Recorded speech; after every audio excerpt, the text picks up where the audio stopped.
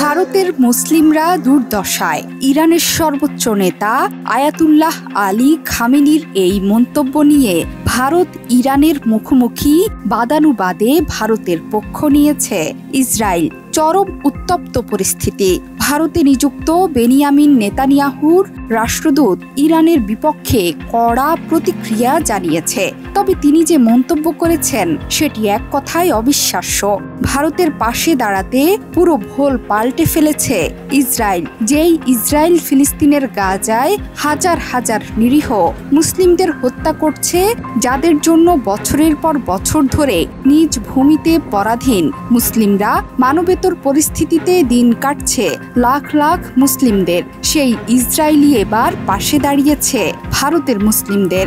অবশ্য বিশ্লেষকদের ভাষ্য, ইরানের বিপক্ষে দাঁড়াতেই ভারতের পক্ষ নিয়ে ভারতের মুসলিমদের দরদি সেজেছে ইসরায়েল। বলা চলে খামেনির এক কথাতেই আঁতে ঘা ভারতের বন্ধুরাষ্ট্র ইসরায়েলের।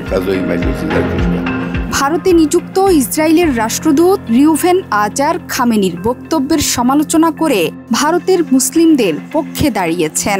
খামেনিকে একজন খুনি আখ্যা দিয়ে রিউভেন আজার বলেন, আপনি নিজ দেশের মানুষদের দমন পীড়ন করেন। শুধু তাই নয়, তিনি আরো বলেন, ইসরায়েল ভারতের মানুষেরা স্বাধীনতা উপভোগ করে, যেটি ইরানের মানুষ করতে পারে না।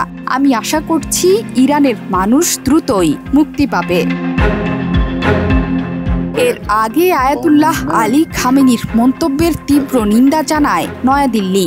সোমবার প্রতিক্রিয়া জানিয়েছিল ভারতের পররাষ্ট্র মন্ত্রণালয়ের মুখপাত্র রণধীর জয়সওয়াল। সোমবারই ভারতের মুসলিমদের দুর্দশার ঘটনা নিয়ে সোচ্চার হয়েছিলেন ইরানের সর্বোচ্চ নেতা আয়াতুল্লাহ আলী খামেনি। রাজধানী তেহরানে ধর্মীয় নেতাদের একটি সমাবেশে বক্তব্য দেন খামেনি। খামেনি বলেছিলেন, ভারতীয় মুসলিমরা কষ্ট সহ্য করছেন, পাশাপাশি মিয়ানমার এবং ফিলিস্তিনের গাজায় মুসলিমদের দুর্দশার কথাও উল্লেখ করেন ইরানের সর্বোচ্চ ধর্মীয় নেতা। পরবর্তীতে এক্সেও পোস্ট করা হয়েছিল খামেনির মন্তব্য। সেখানে বলা হয়, মিয়ানমার, গাজা, ভারত অথবা অন্য কোনো স্থানে মুসলিমরা যে দুর্দশার মধ্যে রয়েছে তার প্রতি যদি অমনোযোগী হয়ে পড়ি, তাহলে আমরা নিজেদের মুসলিম হিসেবে বিবেচনা করতে পারি না।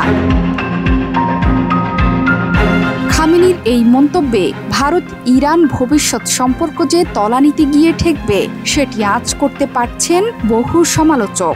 এর আগেও ভারত ও ইরানের মধ্যে বেশ কয়েকবার মুসলিম অধিকার ইস্যুতে প্রকাশ্য বিবাদ তৈরি হয়েছিল।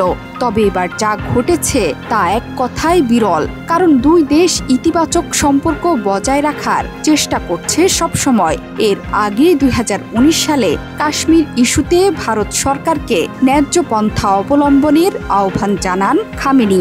সেই সময় দুই দেশের মধ্যে তৈরি হয়েছিল কূটনৈতিক টানাপোড়েন। জোহরা চৌধুরী সেতু, ৭১।